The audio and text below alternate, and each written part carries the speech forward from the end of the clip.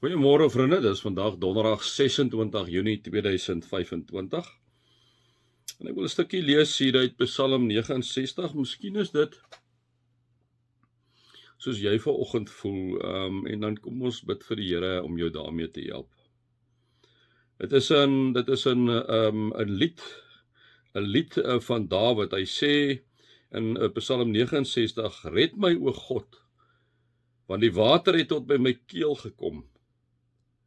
Ek het weggesak in diep modder waarin ek nie kan staan nie. Ek het in diep waters beland waarin die stroom my meegesleer het. Ek het my moeg geroep om hulp. My keel is hees geroep.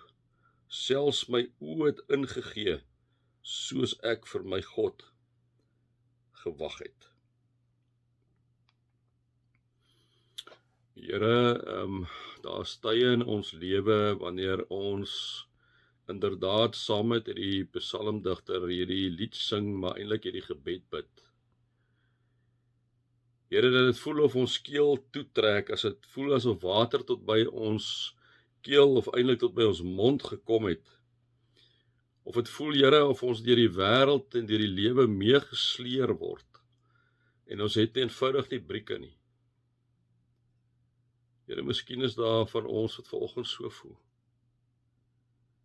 En Vader, dan kom vra ek vir U, o Here God, deur U Heilige Gees, raak elkeen aan wat so voel.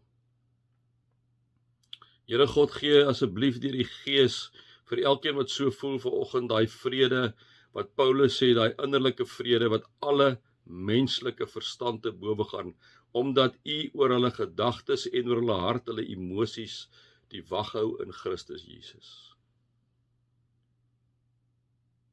Here God, ons as U kinders kan maar net voor U kom buig as ons almagtige, alomteenwoordige, liefdevolle Vader. Hoor ons asseblief as ons bid, Vader.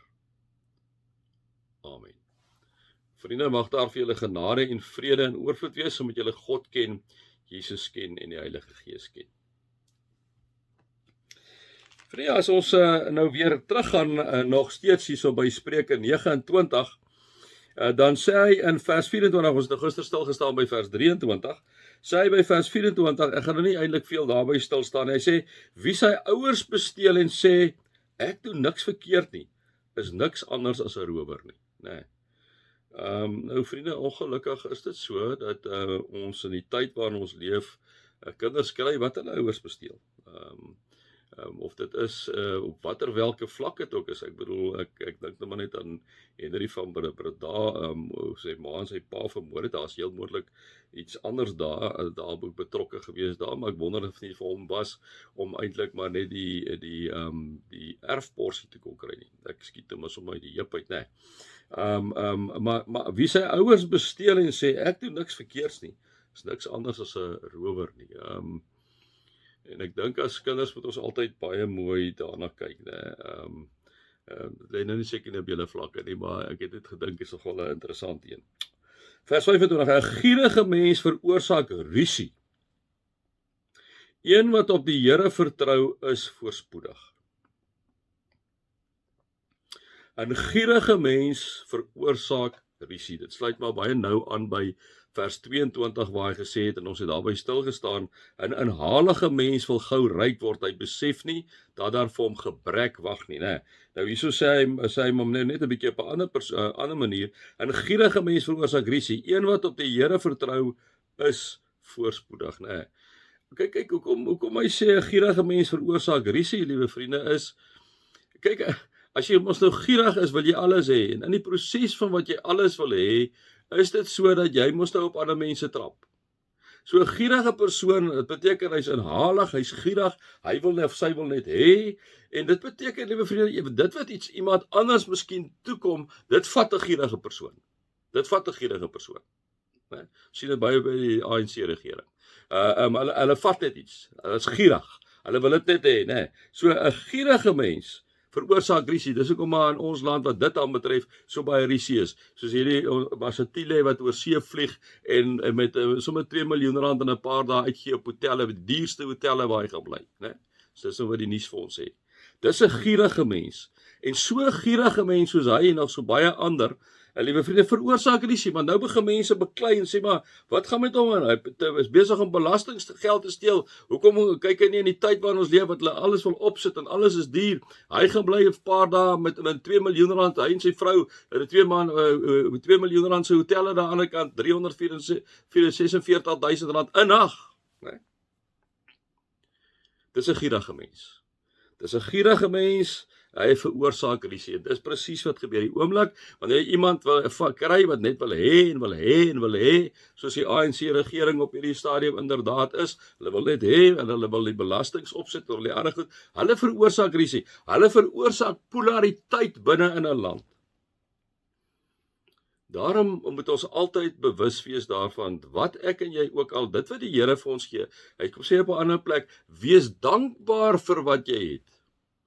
Prys die Here oor dit wat jy het. Wees tevrede met wat jy het. 'n Gierige mens is nie tevrede wat hy met het nie. Hy wil altyd meer hê. Want gierigheid gaan ons met begeerte gepaard. Daarom sê die wet alreeds in Eksodus 20, moenie begeer nie. Moenie jou buurman se vrou begeer nie. Moenie daai ou se koei of sy kalf begeer of sy Ferrari begeer of sy huis begeer of wat ook al nie, né? Want begeerte skakel om in gierigheid. Ek moet dit hê ten alle koste. Daai ou het dit, nee, ek wil nie hy moet dit hê nie, ek wil dit hê.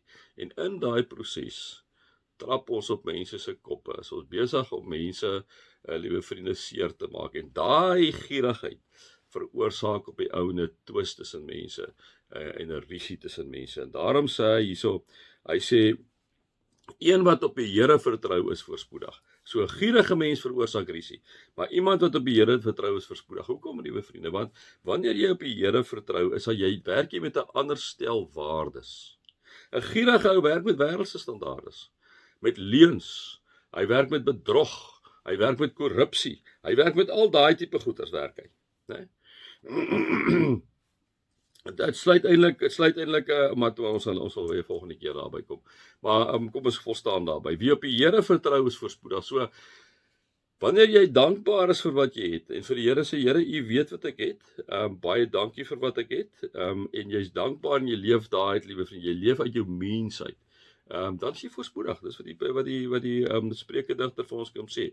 Een wat op die Here vertrou is voorspoedig. Mag ek en jy altyd op die Here vertrou. Vir wat natuurlik wat ons hard werk, maar op die Here vertrou dat jy moenie gierig wees nie. Moenie iets wil hê en later het jy 'n ander waardesisteem waarmee jy begin werk nie. En jy dan eintlik dan nie meer God vertrou nie, maar jy eintlik maar net jouself vertrou, want jy doen net jy. En nou moet daarvoor moet jy geweldig besop. Daarom sluit die volgende vers af en daarmee sluit ek af. Sluit die volgende vers albei aan wanneer hy sê wie op homself vertrou is 'n dwaas, né? So jou gierige ouens is maar daar. Wie hom deur wysheid laat lei, is veilig. Vriende, mag julle God se liefde ervaar, Jesus se genade ervaar en die Heilige Gees se teenwoordigheid ervaar. Amen.